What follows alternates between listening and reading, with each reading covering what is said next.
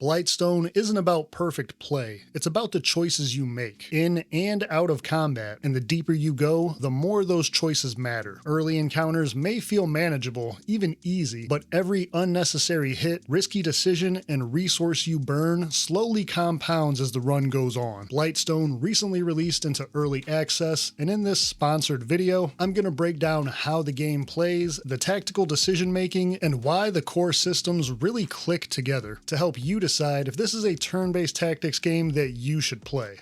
At its core, Blightstone is a dark fantasy tactical RPG with a roguelike gameplay structure. Each run sends 3 characters on a journey towards an infernal rift created by the Blightstone, the source of a demonic invasion that your heroes have been sent to stop. The key to countering its corruption is the earthglass crystal that you're escorting, and if the crystal or your team is lost, then it's game over. As you move forward, the path itself isn't static either. New routes, shortcuts, treasures, and hidden opportunities can reveal themselves, constantly asking you to weigh risk versus reward as you progress. You'll see that's a bit of a theme in this game where the journey matters just as much as individual fights, and camping is a big part of that, something I'll talk more about later. First, let's go over the combat and what makes it stand out. Blightstone uses a traditional turn-based tactics system with each character having 2 action points to move or use abilities. However, that's about where tradition ends. Movement is gridless, allowing you to freely fine-tune positioning rather than being locked into tiles. Cover goes hand in hand with line of sight, and instead of a high-low system, any large objects or characters standing in the way will obstruct your chance to hit, including friendly fire. The environment is the true wild card here though. One character can physically grab enemies, others use telekinesis, and throw them into craters or off of cliffs. Explosive barrels, bombs, spikes that cause bleeding, and other hazards completely swing a fight if used correctly. The cover benefits of hiding in brush disappear when you set fire to it, and water can be electrified, amplifying lightning and electricity damage. This is what I really love about the combat system, the creativity and multiple ways to approach battles. Obviously, not every level is going to have these things in it, but you might be surprised at just how many do. On top of that, Blightstone layers in dynamic battlefield conditions. Weather can have a drastic impact on how encounters play out. Rain makes everyone wet, opening the door for more lightning and electricity. Fog hides the enemy's stats, forcing you to make imperfect decisions with less information. Wind reduces the accuracy of ranged attacks and shifts how reliable some of your characters are. These elements, paired with the environmental hazards and progressively more advanced enemies, push you to adapt and add a level of uncertainty to every encounter. You never know what you'll be walking into. This is where Blightstone really begins to separate itself. Runs often start out feeling very manageable, but the game is built around attrition. Damage taken will persist, and healing is definitely limited. That means even small, unnecessary hits add up, especially as enemy groups grow larger and more dangerous. But, as if all that isn't enough, there's also the resource management and camping layer. Resources, which are rewarded after battles, are incredibly important. Not only are they used during camping, but also directly in combat for certain utility skills. The hunter's traps, for example, require having enough scraps to be able to place them, and if you do have the brawler's healing skill, you'll need booze to actually use it. Every few nodes, your party will stop and rest for the night, giving you a chance to try to recover. I say try because this also comes with a resource cost, as food and wood are necessities, plus any other materials needed to use your party's camping skills. Not to mention, the closer you get to the rift, the more corrupted your heroes become, in the form of blight that builds up every night. I actually kind of shrugged this off at first because it boosted damage and only slightly increased the chance of a bad event happening at camp, but it kinda got away from me before I realized it and ended up with one of my heroes breaking completely and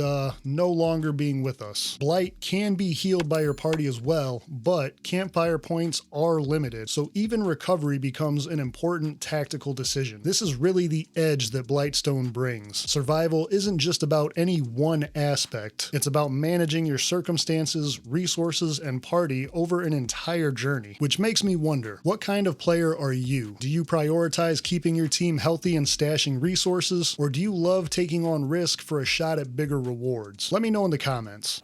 Outside of individual runs, Blightstone uses roguelite meta progression systems like threads of time, crystal levels, and runes. These unlock things like additional path nodes, item rerolls, stronger crystal abilities, and modifiers that buff your characters or make your starting circumstances more favorable. Over time, runs open up and become much more flexible, giving you more options without removing the challenges of attrition and party management. On a hero level, progression happens throughout your run. You're able to choose new hero skills or stat upgrades, as well as acquire a decent variety of gear, with more already on the way in the game's roadmap, which I'll be covering next. A lot of the equipment even creates synergies between different characters or complements specific builds and playstyles, with the added bonus of seeing changes cosmetically on the heroes themselves. Speaking of the characters, that's one of the things that I was really impressed with here. Every hero feels very distinct and has a unique set of strengths and weaknesses, making each of them valuable in different ways. This includes their camping skills too, not just in combat. Playstyles and abilities really lean into the classes, like the hunter being a menace at range, but also having a whole nother group of things he can do when he has a dog, or the brawler being able to grab, throw, and just pummel enemies into submission. Combine that with a gorgeous art style, presentation, and no bugs or technical issues in my 20-ish hours so far, and I'd say this is a very solid feeling experience despite being in early access. But what else is coming to Blightstone? Right now, the early access release includes Act 1, which is made up of 3 distinct regions, each culminating in a boss fight that I won't spoil here. Looking ahead, the roadmap already has a monthly update schedule in place over the next 4 months, including 2 new heroes, the Arsenal update bringing more gear, as well as more enemy factions, encounters, and special events. The key thing is that the foundation is already laid. The systems in place here feel good and ready to be expanded on. So with all of that being said, is Blightstone worth playing? If you enjoy dark fantasy tactical games that emphasize decision-making, positioning, and long-term survival, not just the combat, Blightstone already offers a strong experience with a lot more coming soon as the roadmap shows. I'm really enjoying the tactical depth it provides, and if you'd like to see more turn-based tactics games and content, feel free to click through to the next video that's on screen now.